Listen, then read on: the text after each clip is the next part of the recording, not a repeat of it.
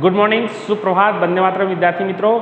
मैं आनंद सर हमेशा की तरह एक बार फिर से अपने YouTube channel make account easy with Anand sir में आपका हार्दिक स्वागत करता हूं। दोस्तों, मैंने 11वीं कक्षा के इतने सारे वीडियो अपने चैनल पे अपलोड नहीं किए हैं, लेकिन हर पाठ के महत्वपूर्ण वीडियो, हर पाठ का सारांश मैंने उस चैनल पर अपलोड किया है, जिसका आप लाभ ले सकते हैं, जाकर देख सकते हैं। प्लेलिस्ट बनाया है, उस प्लेलिस्ट में 11th की वीडियो अलग से है और डेट वाइज है कि जो सबसे पहले है, पुराना है वो सबसे नीचे है और जो सबसे नया है वो सबसे ऊपर है, तो उसका भी आप लाभ ले सकते हैं। पार्ट 1 और 2 थियरी से जुड़ा हुआ था, इसलिए मैंने इतने सारे वीडियो नहीं रखे, लेकिन आज जो हम पार्ट शुरू करने वाले हैं वो पूरे अकाउंट पार्ट 1 में सबसे महत्वपूर्ण चैप्टर है। और आप विश्वास कीजिए, जब तक आप कॉमर्स में है तब तक ये चैप्टर आपको काम आएगा।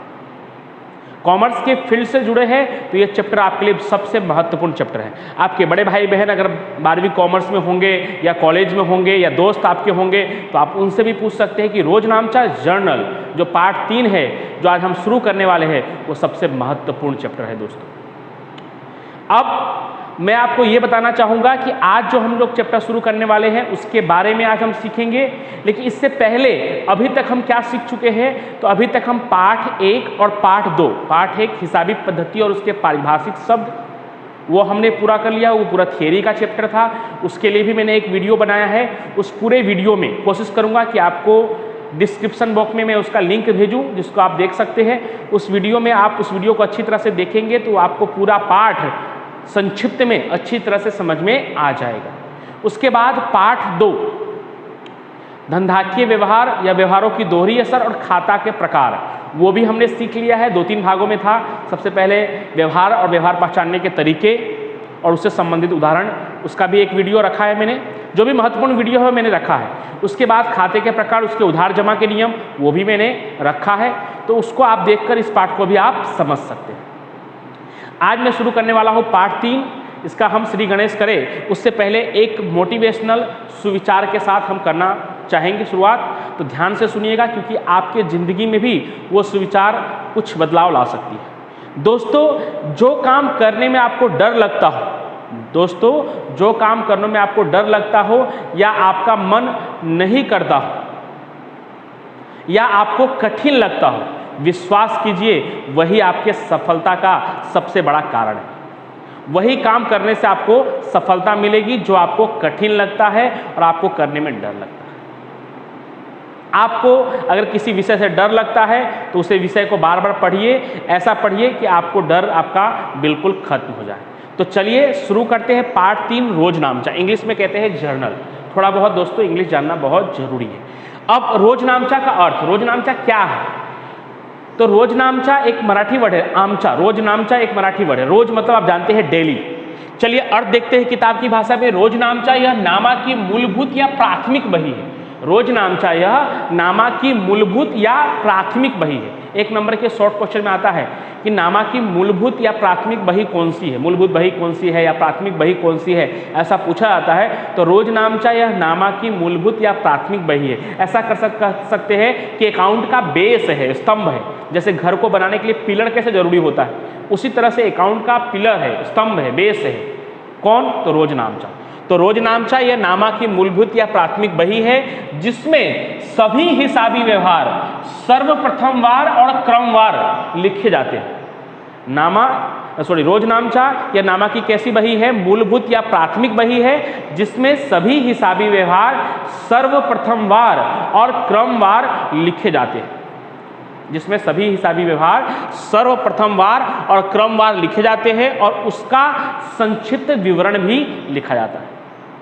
रोजनामचा यह कैसी बही है? तो रोजनामचा यह नामा की मूलभूत या प्राथमिक बही है। आपको मैं याद करवाने की कोशिश कर रहा हूँ। ये व्याख्या याद करना बहुत जरूरी है, क्योंकि एग्जाम में पूछते हैं रोजनामचा का अर्थ लिखिए या रोजनामचा अर्थात क्या।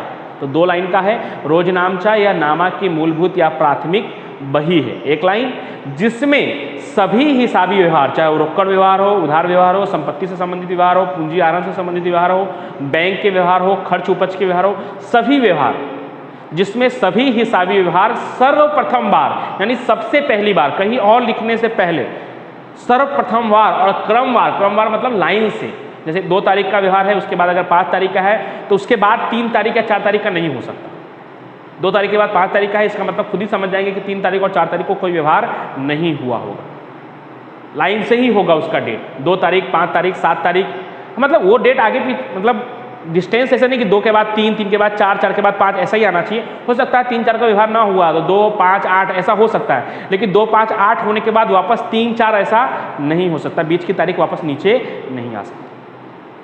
तो इसलिए सर्वप्रथमवार और क्रमवार लिखा जाता है, तो उस बही को ही हम कहते हैं रोजनामचा की बही, और साथ ही उसका एक संक्षिप्त विवरण कि हमने जो व्यवहार, जो रोजनामचा लिखा है वो किस बात का लिखा है, उस संक्षिप्त विवरण भी लिखा जाता है। तो दोस्तों एक बार फिर से रिपीट कर रहा हूँ, ध्यान से सुनिएगा और याद करने की कोशिश कीजिएगा।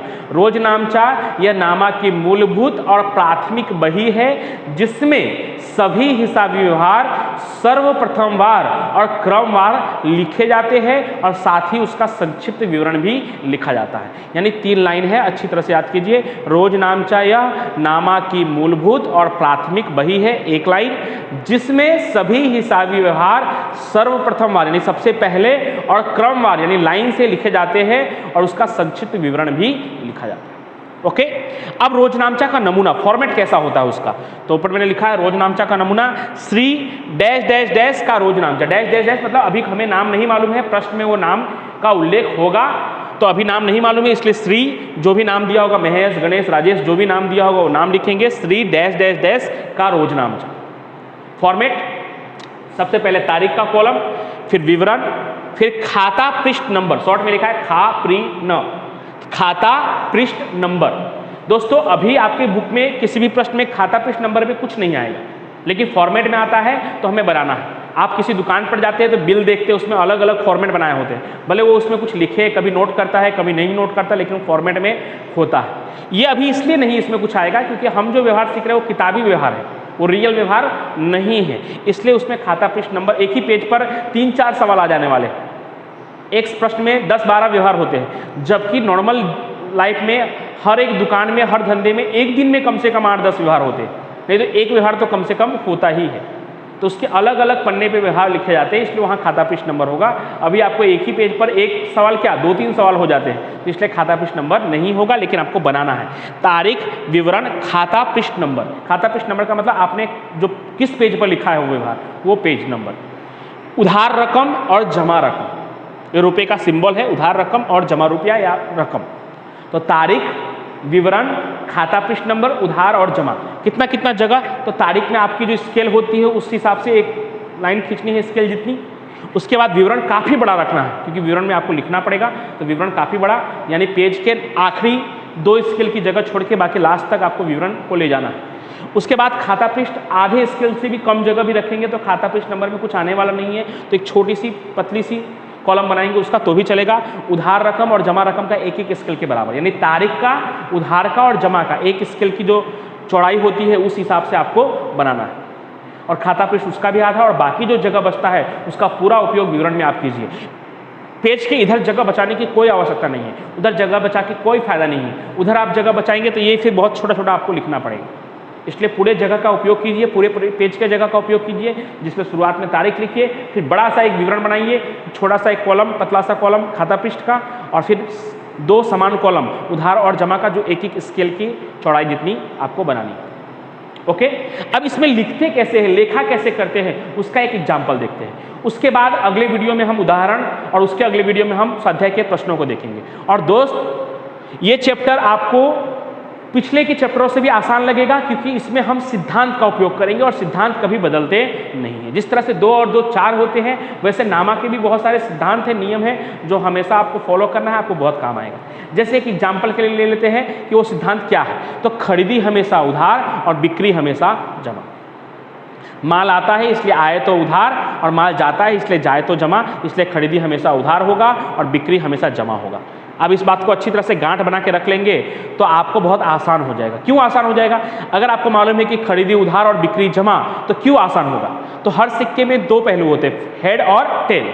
मैंने सिक्का उछाला और कहा दोस्तों, मेरे हाथ में सिक्का रखा और बोला दोस्तों हेड नहीं आया, तो आप मुझे पूछोगे सर हेड नहीं आया तो क्या आया? आप समझ जाओगे ना कि अगर सर हेड नहीं आया तो टेल ही आया होगा, क्योंकि आपको मालूम है कि हेड और टेल 2 ही होते।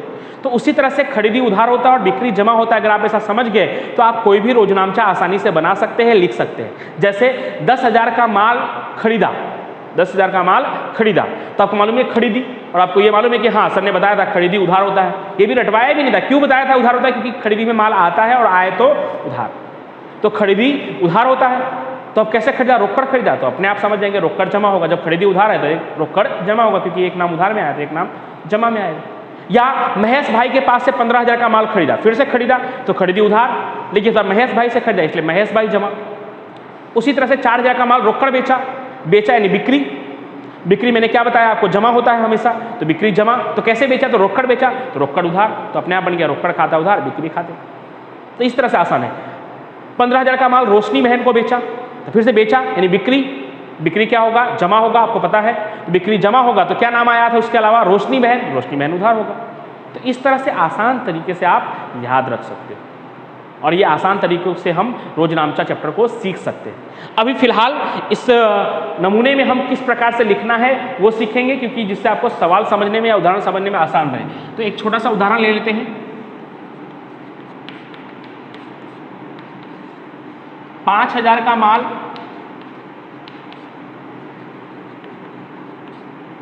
रोकड़ खरीदा, 5,000 का माल रोकड़ खरीदा। फिर से मैंने क्या कहा? खरीदा। क्या कहा? खरीदा। तो खरीदी हमेशा क्या होता है? उधार, और खरीदी उधार होता है तो उसके अलावा उसमें आपको कौन सा नाम दिखाई दे रहा है? रोकड़। तो खरीदी उधार होता है तो रोकड़ क्या होगा? जमा होगा। तो रोजनामचा कैसे बनेगा? खरीद खाता उधार, रोकड़ खाते जमा। लेकिन जमा वर्ड के लिए आपको का बोलना पड़ेगा, यानी खरीद खाते उधार, रोकड़ खाते का। ये जमा का सिंबल है का। तारीख कैसे लिखेंगे? तो अभी यहाँ पे मैंने तारीख नहीं दर्शाया था, दर्शा देता हूँ तारीख। जैसे मान लीजिए 2018 और ये है जनवरी 1। तो आपको लिखना कैसे होता है? तो तारीख के कॉलम में अगर तारीख नहीं दिया है, क्रम दिया है तो बहुत अच्छी बात है। 1 2 3 4 ऐसे जो भी क्रम दिया होगा उस क्रम के अनुसार हम लिख देंगे, यानी तारीख के कॉलम में ही क्रम को ही लिखना है, 1 2 3 4 5। देखिए अगर तारीख दिया है तो तारीख कैसे लिखेंगे? सबसे पहले ऊपर साल लिखना है आपको, 2018 साल ऊपर इसलिए लिख देना है जिससे कि आपको बार बार न लिखना पड़े। उसके बाद जनवरी, जो भी महीना दिया होगा महीना लिखना है, शॉर्ट में भी लिख सकते हैं आप, JAN लिख के डॉट कर दिया है मैंने। तो जनवरी कौन सी तारीख है? तो 1 तारीख। ऐसा लिखने से फायदा ये होता है दोस्तों कि आप 2018 ऊपर लिख चुके हैं तो आपको नीचे नहीं लिखना पड़ेगा। जनवरी भी लिख चुके हैं तो वो भी नहीं लिखना पड़ेगा, बस तारीख 1 है, फिर 2 3 5 जो भी तारीख आने वाली है वो तारीख खाली आपको लाइन से लिखना पड़ेगा। तो अपना क्या था? 2018 जनवरी 1। रोजनामचा मैंने क्या बताया आपको? क्या रोजनामचा होगा कि खरीदा है तो खरीद खाता उधार, रोकड़ खाते का। तो कैसे लिखना पड़ेगा? तो ऐसे, खरीद खाते उधार। उधार के लिए सिर्फ ऊ लिखना है और डॉट करना है, और एकदम लास्ट में खाता पृष्ठ का जो लाइन है उस लास्ट लाइन से एकदम नजदीक सटा कर लिखना है आपको, खरीद खाते उधार। ये लिखने का सिस्टम आप अच्छी तरह से इस वीडियो को देखकर समझ लीजिए। खरीद खाता उधार,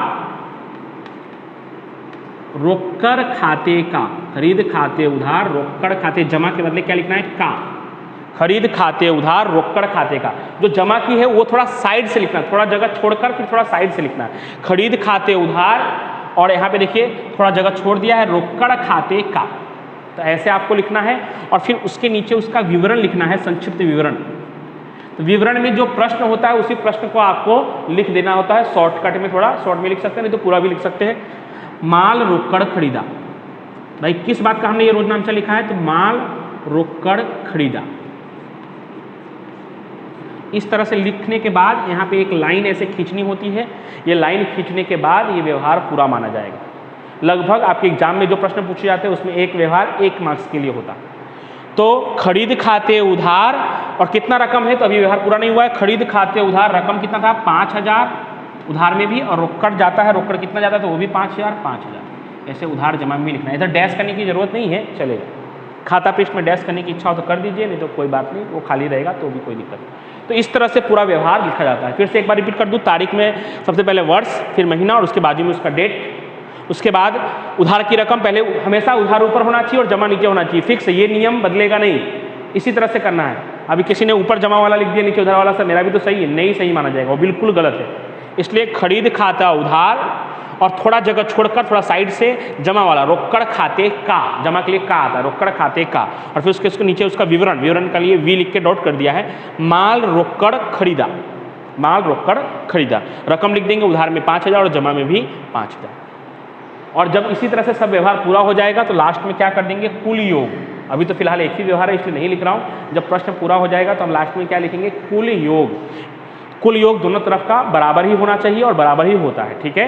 तो इस तरह से इस वीडियो में रोजनामचा का अर्थ यानी रोजनामचा क्या होता है और साथ ही साथ उसका नमूना, उस नमूने में हम कैसे लिखते हैं वो मैंने आपको बताया। आप इसे अच्छी तरह से देखिए और समझिए और याद करके नोटबुक में लिखकर मुझे भेजिए। Thank you so much.